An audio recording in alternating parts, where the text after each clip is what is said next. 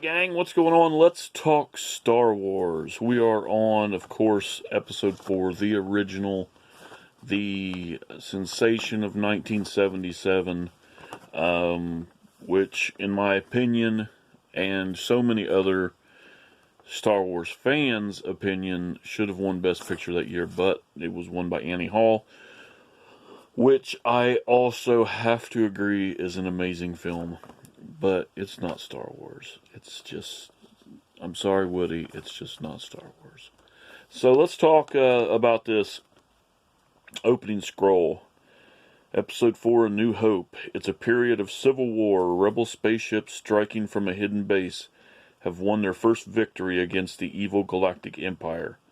During the battle, Rebel spies managed to steal plans from the Empire's ultimate weapon. Plans to the Empire's ultimate weapon, the Death Star, an armored space station with enough power to destroy an entire planet. Pursued by the Empire's sinister agents, Princess Leia races home aboard her starship, custodian of the stolen plans, and that can save her people and restore freedom to the galaxy. Oh my God, I can't read.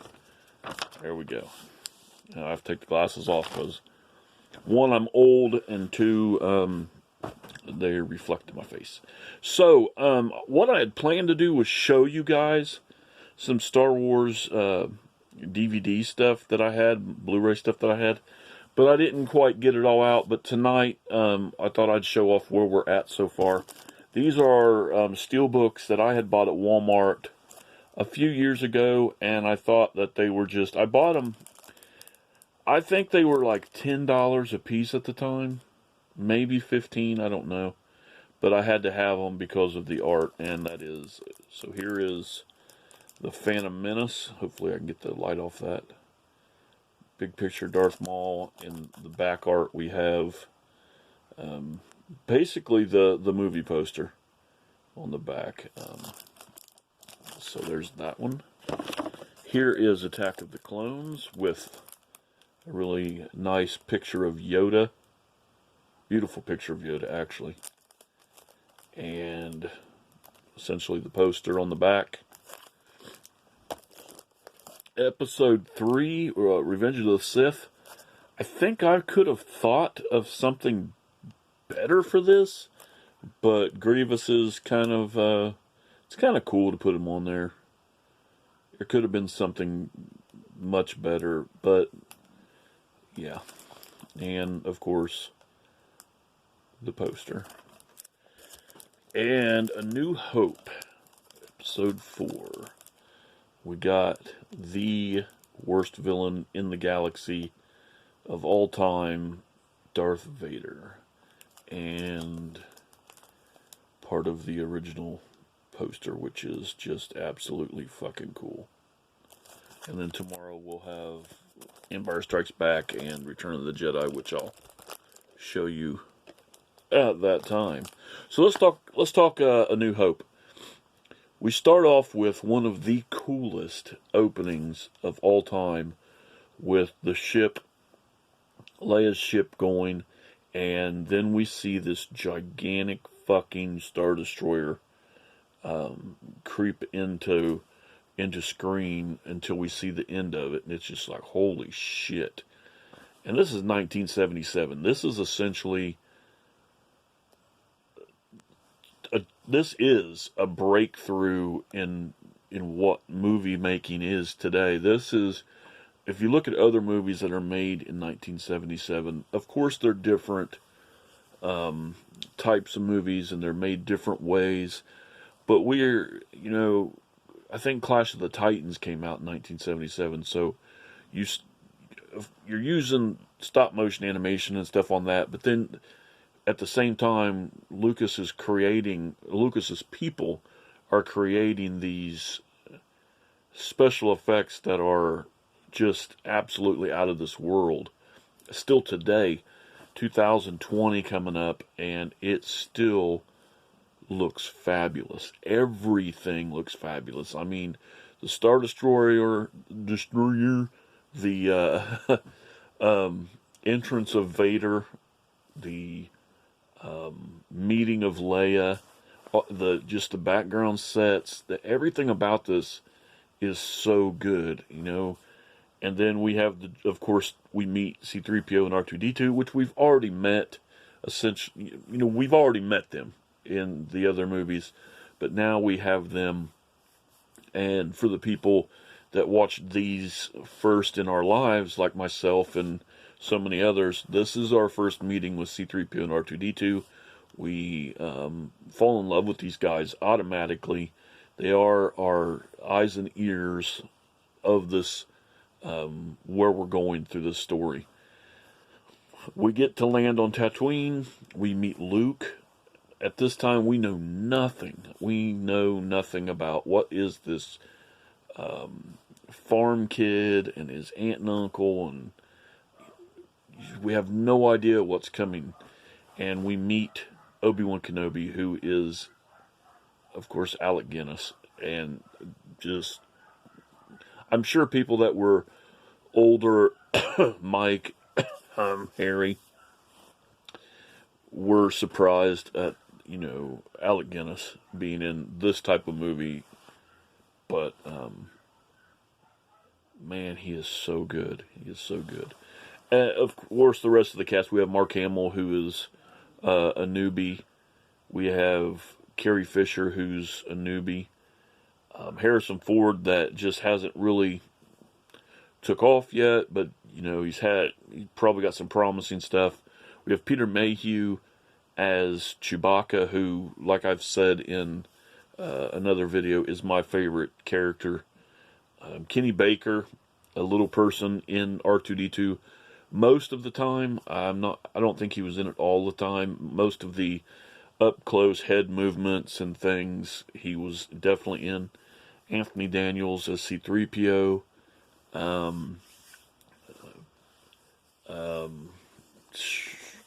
just lost my mind. David Prowse as Darth Vader, who, of course, voiced by James Earl Jones.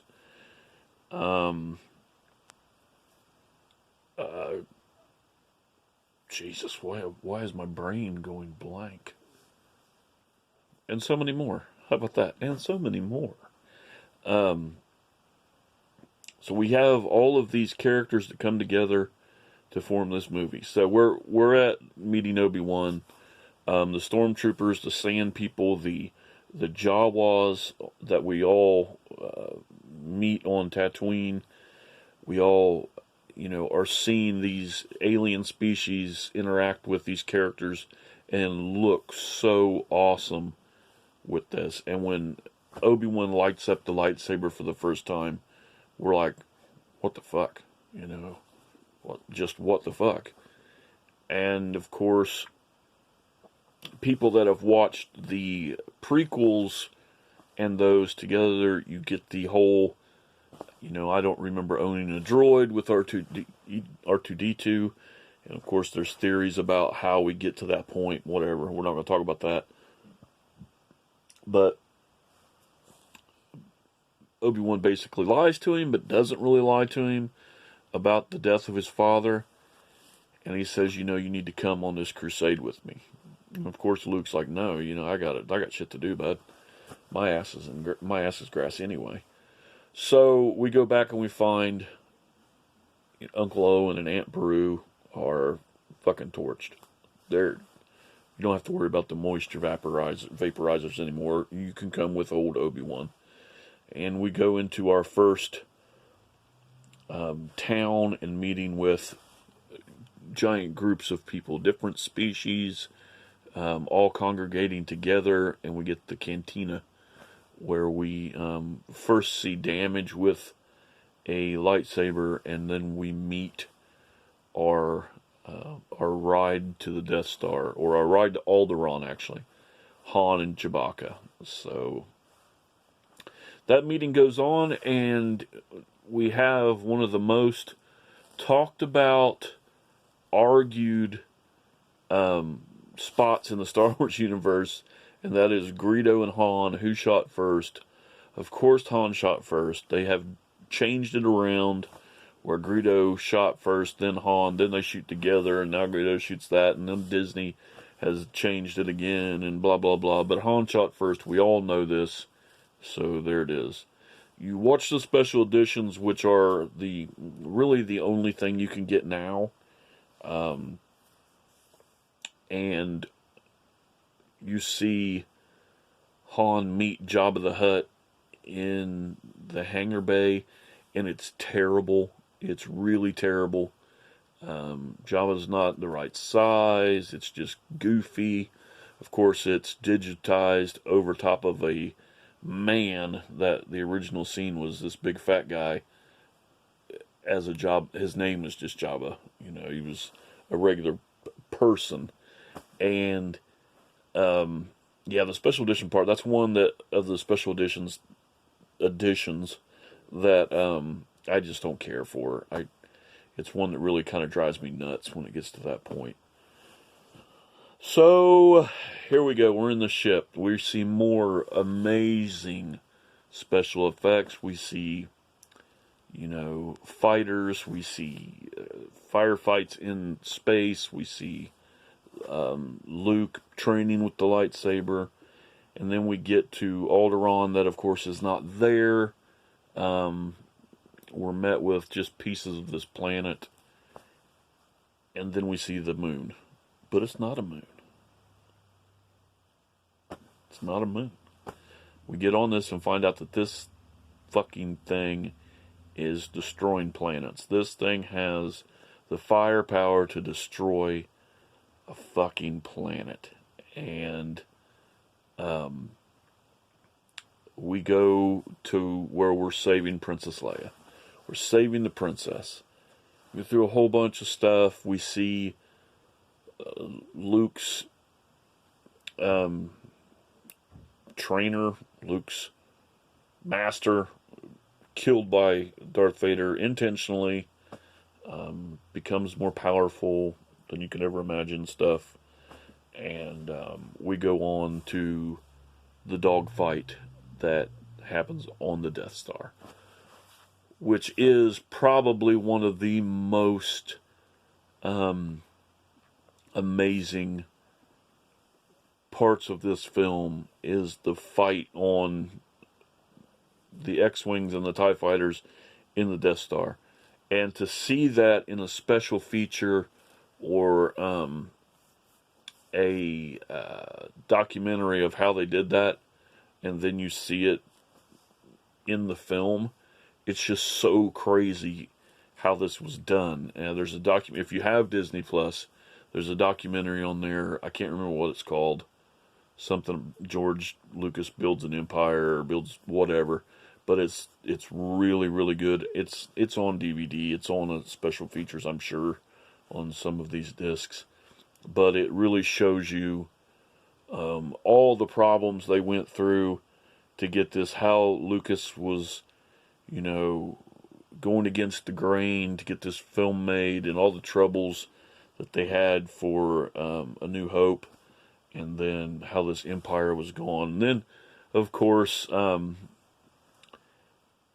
it goes on through the other films in the same documentary. But we'll talk about that tomorrow with Empire Strikes Back. A New Hope has a special place in my heart as one of my favorite movies of all time. The whole entire saga is amazing. Starting in January, I am doing my 1001 films you must see, and you will definitely see these in this list, in the top 100, in the top 20, in the, fuck, whatever. But I'd love to hear what you guys think about A New Hope. I know we have reviewed and talked and discussed this to death.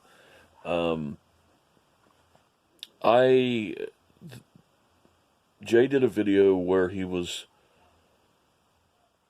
I can't remember what Star Wars was talked about this, and I can't remember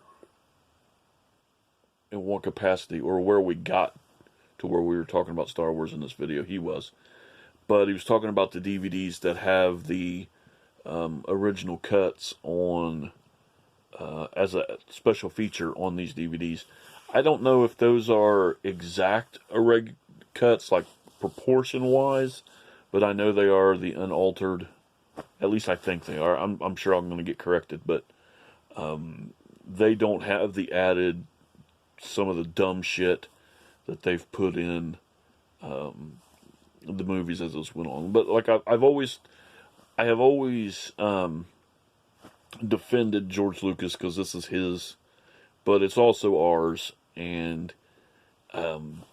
one day we will have the definitive collection with the unaltered cuts, so that we can watch them when we want to. I don't whine about it. I watch whatever I have available. I have watched these.